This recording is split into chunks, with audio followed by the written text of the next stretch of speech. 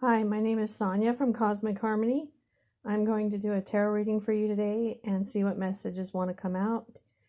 The way I understand reality to be is that our outer world is a reflection of our inner world. So with the tarot, we can look at what may be going on in the outer world around us and the current energy coming towards us, the people in our lives, and by looking at our reflection in those experiences and people, we can dive into our own subconscious, which is creating our reality every moment. Becoming aware of our subconscious can help us be more apt to heal and discover who we really are and what we want to experience, making our creation a more conscious experience. If you would like a personal reading, email me at the email address below and I will email you the rates. There is also information about my writings, stories, and world meditations down below. If you'd like to donate to the channel, there is a link down below for that. And lastly, I appreciate any likes, shares, and subscribes. That helps the channel grow and get out there to more people. Thank you.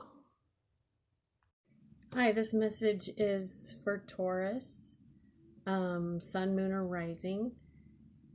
And okay, so I pulled the Oracle cards and the Tarot cards already. And what I'm showing is for Taurus that, please keep in mind the energies could go either way. So it could be you or someone else that's close to you, but you decide how it fits, okay? So this is one of the first Oracle cards that came out. So what I'm showing is that you are going through a really powerful transformation inside yourself. And when we do that, you know, our energy, our vibration, our patterns, they start changing. And when that happens, the world around us changes as well. So what I'm showing is that you're changing, and there is something or someone or a situation that is blocking you from your success in what you want to achieve, do, or have in this life. And what this is saying, though, is that like it's indicating that it's hard to let go of things that you've had in your past. So it's hard to let go of a job or bad habits or people that are keeping you where you're not wanting to go. And a lot of times, you know, we look at the mountain and you think, oh, I'm going to forge ahead over this mountain, or I'm going to make someone change or something like that. And what I am showing is that you need to use the feminine energy of surrender. And I'm going to read this card at the end. It says, softly, softly, the tender touch. So basically, instead of forging ahead with all of this power over this mountain, there is a stream that runs around the mountain. And it's basically saying to surrender to the mountain and flow with the stream around it. And it's another way of saying to let go, but let go not with like force, but with like a surrender. And then this is the last of the Oracle cards that came out, the Sacred Pool. And what this is saying is that it's reminding you that everything that you see in the world is a reflection of your thoughts, your feelings, your beliefs. And as you change, so does your world. So like, be mindful of your thoughts, feelings, and beliefs.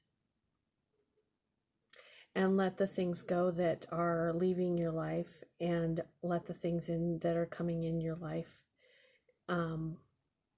Basically, like, accept each moment without a lot of resistant force. So what I'm showing, as far as I pull the animal oracle cards to like help me understand who I'm dealing with better. And I got 5 cards. The first 3, they have a couple different meanings. So we got the black egg, the hyena, and the frog, and they're all upside down, okay? So basically, if this is a person in your life, and if it's a person in your life, it's probably something connected to within your thoughts as well. So, because what this is indicating is that there's someone who feels, was it empty? It's like their emotions are upside down. Like they feel kind of empty, and this is like pettiness when the hyena is upside down, and the egg upright is truthfulness, but it's reversed too. So what I'm seeing is that there is it may be a person that is being petty and not truthful. It could also be something that you're shrugging off as like, oh, that don't matter, kind of joking about it, but it's really something that needs let go of. You need to be truthful with yourself about it. But these are the cards. Like, once you get around this mountain, okay, around those 3 cards, I'm showing you got the wolf and the lion upright. And this is you, and the lion is the master of transformation, like he has mastered himself, and the wolf is the leader of the pack. He's like the leader of the family. And one thing to keep in mind with the wolf energy is that you can't force other people to change, and can't force other people to change, be like you, or raise their vibration. And wolves will tend to like kind of gravitate towards being controlling and making someone be a certain way. So it's like warning you to let them be who they're going to be, and you be true to you. And in being true to yourself and what you know you are, you will naturally be a leader, like the lion. And like one thing that these cards come with the message that to embody basically what you want to see in the world. That sacred pole is really indicating that. So like what you want to see in the world, be that. Let me drink, hold on. Oh, there was one more thing with the frog. I almost forgot. It's indicating that you need replenishment. So taking care of your body. I say that as I take a drink of an energy drink, I know. A good reminder for me too. But anyway, it's saying that you need rest and replenishment because your body, it also has a vibrational signature. And so it's like, take care of your body, but also take care of your emotions and your mind and just everything. Everything needs replenished. Okay.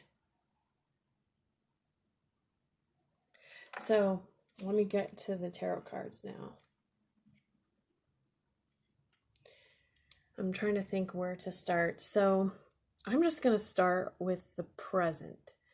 So I was kind of surprised to see this. Like this, I mean, this could be happening right now or like today or just happened, but it's like right there for you. But you've got the Page of Cups, the Ten of Cups, and it was clarified by the Wheel of Fortune. So, this is like if this is like today's energy, it's like your lucky day, like go buy a lottery ticket.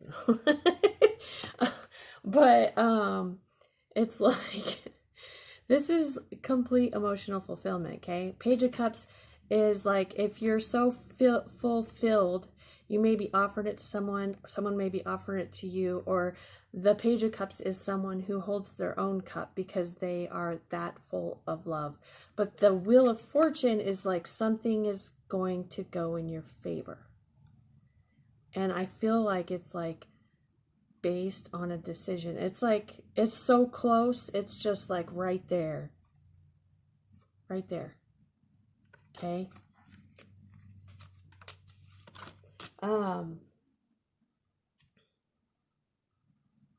So in the past, okay, I'm going to go to the past. Okay.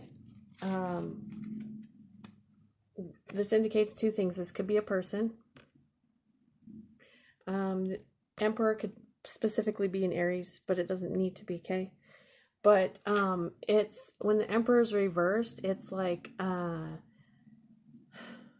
especially with the Five of Cups reversed, this is indicating like somebody, if it's a person, it's like somebody trying to emotionally manipulate or be narcissistic towards you, or you are doing that.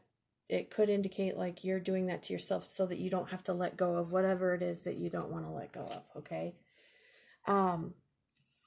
Because I'm showing that I really do, it does feel like it's somebody, because I'm showing that you, and the Empress is a card of Taurus too. So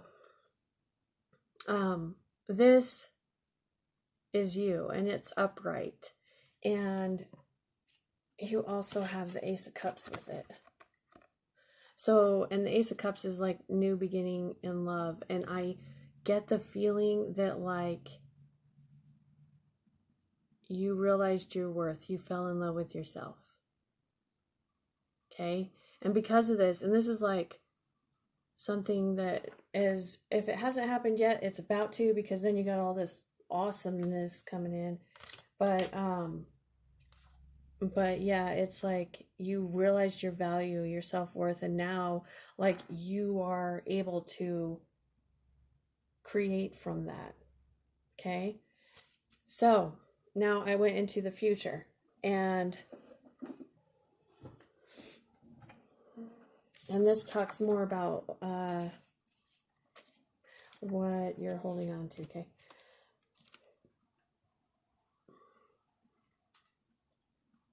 It could, okay, so it could be a water sign, Pisces, Cancer, or Scorpio if it's a person. But I also have like the Seven of Cups with it, okay? And this, because the King of Cups and the Seven of Cups, and the Seven of Cups is, it talks about like confusion or having a lot of options, and in this, it's like you can see there's like a little snake right there, and that's like, yeah, almost like, well, I don't know where to go, so I'm just gonna try everything, or overindulgence type of energy. And the World came out with it reversed. So it's like you have this resistance to ending whatever it is. And the reason why I say that it is the way it is because it also came out with the Devil card. The Devil card could indicate a Capricorn if you're dealing with a Capricorn. But the Devil card talks about bondage. So like whatever this energy is, it's something that you're bonded to. So like addicted to, or in some way it's toxic. So it could be like any any of those things that I've named off, okay? But I'm showing that it's causing a lot of conflict with you, and it could also be causing a lot of conflict with others. But I'm showing that this card came out with it too. So this is the Ace of Swords, and this is like a new beginning in truth. So it's like when you really go inside and you find, like you realize that whatever this is that you need to let go of is toxic. It's like, that's like seeing the truth, okay?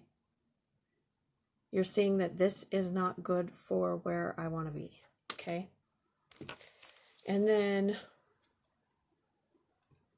this is more of that energy though, because you know that this is what you're being told. This is a High Priestess reversed. Also, there could be secrets surrounding it, but it's like you're not listening to your intuition just yet. But it's showing like you're kind of moving out of it, because the Nine of Swords upright is anxiety. With it reversed, it's kind of like letting go of that anxiety surrounding whatever it is. And the Knight of Pentacles is, this is like material, like a material offer or start. But the Knight of Pentacles is the slowest moving knight. So it's like, I'm gonna think about it, and I might take a 2 steps forward, 1 step back type of energy, you know, because you see how he's like kicking his little foot or whatever. But anyway, it's like that slower, like, I guess I have to do this. Well, it's like, you know, you have to, but you're like, do I want to, kind of thing like that, okay? And again, there's more of this same type of energy, because there's the 3 of Wands, which is like not taking off on the new path yet. The 7 of Pentacles is reversed, not putting a lot of energy into taking the new path that you... But then there's the 5 of Swords, okay? And the 5 of Swords, basically, I think that when you realize the truth, okay, you see the truth, the 5 of Swords is like, you know, you have to put down, it's like you put down 3 swords, you walk off with 2, and you won, but you feel like you lost because of what you're leaving behind. So that's the energy of the 5 of Swords, okay? And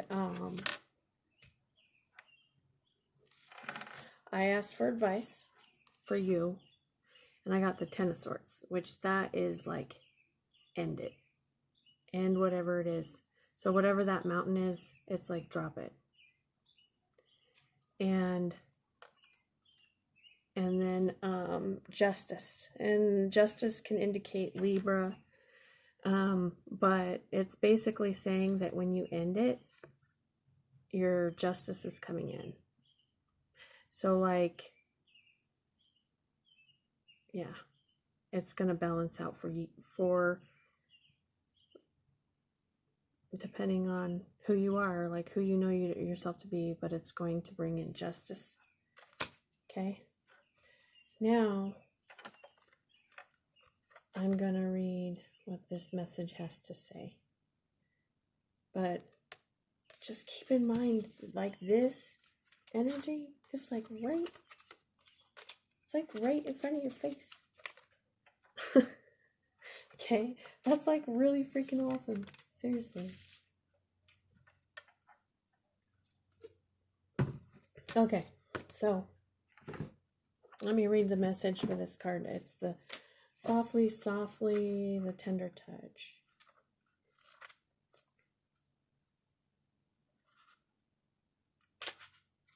Okay. So it says, the feminine wisdom of gentleness can assist you now. We are at a point in life where we want to attain greater things, but don't necessarily have a proportionally greater supply of energy at our disposal. It is time to work smarter rather than harder. So like around the mountain, not up it. This is the way of feminine wisdom.